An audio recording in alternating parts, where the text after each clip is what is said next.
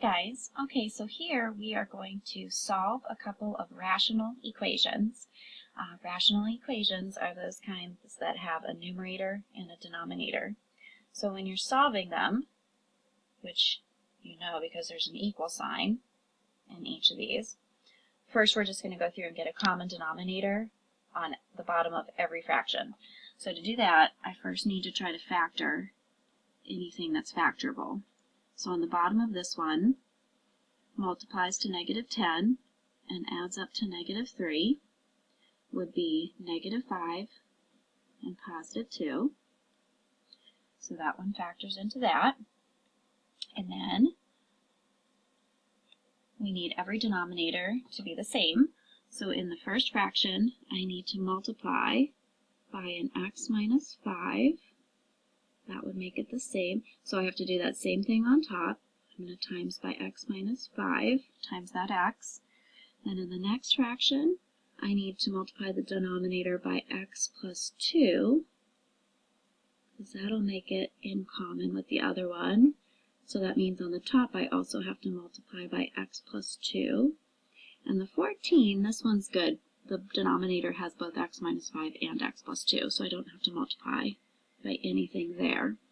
So now as I distribute the numerators, that's going to give me x squared minus 5x in the first fraction over x minus 5, x plus 2,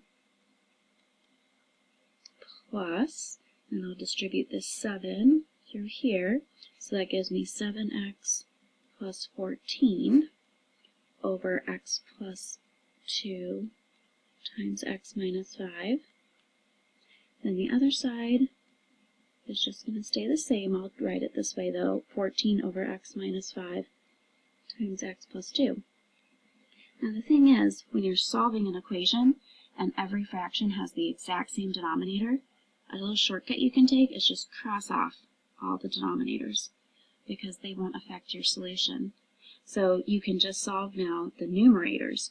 I'm going to combine some like terms as I go along here. So x squared, and then minus 5x plus 7x, that's going to give me plus 2x.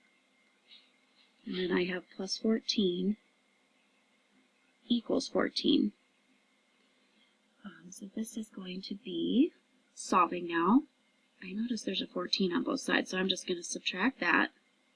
That'll give us x squared plus 2x equals 0.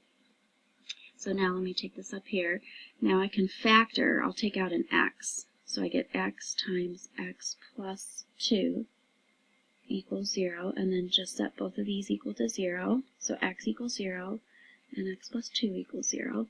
So I get x equals 0, and then I subtract 2, so x equals -2.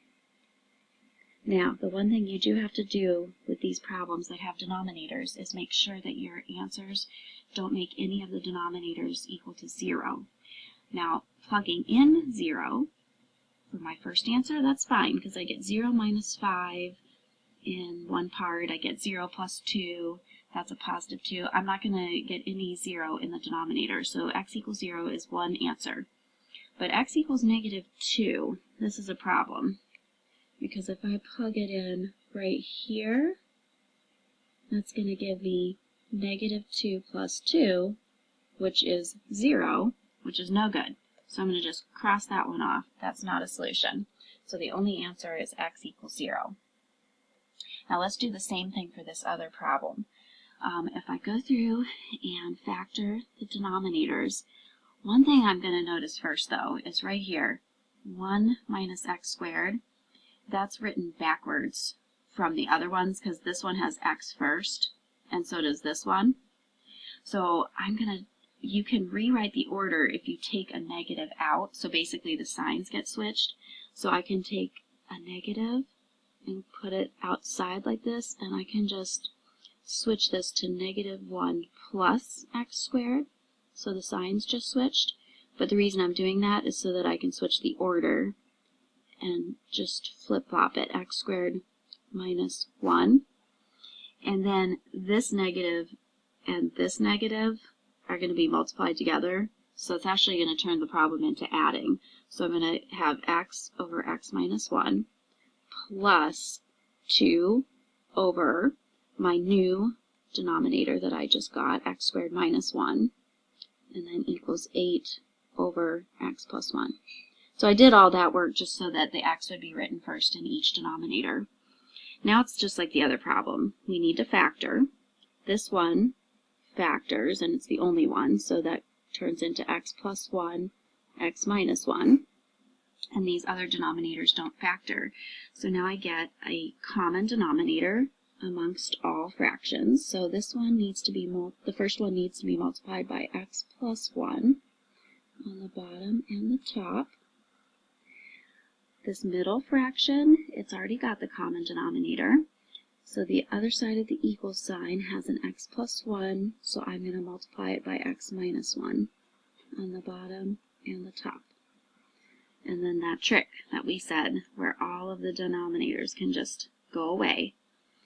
Now I'm going to rewrite all the numerators, but I'm going to do some distributing as I go. So this x can multiply into here. X squared plus x. Then I just have the plus 2. And on the other side of the equals, the 8 can distribute. So it's equals 8x minus 8. And this is looking quadratic, so I'm going to bring everything to one side. So I'm going to subtract 8x so that it's gone from there. And at the same time, I'll just add 8 like that. So I'm getting x squared minus 7x plus 10 equals 0. And to solve this, it also is factorable. Multiplies to 10 is 5 times 2, and that would add up to negative 7 if I do x minus 5, x minus 2 equals 0. So then my two answers are x equals 5 and x equals 2. Now let's just double check our denominators up here. So if I plug 5, or if I plug in 2 to any of the x's that I just, in the denominators where I highlighted, it's not going to make any of those equal to 0. The only number that would do that would be either a 1 or a negative 1. So x equals 5 and x equals 2 are both solutions to this problem. If at the bottom, if my answers, one of them had been x equals 1, then you would just cross that out and it wouldn't be part of the solution. And that's it.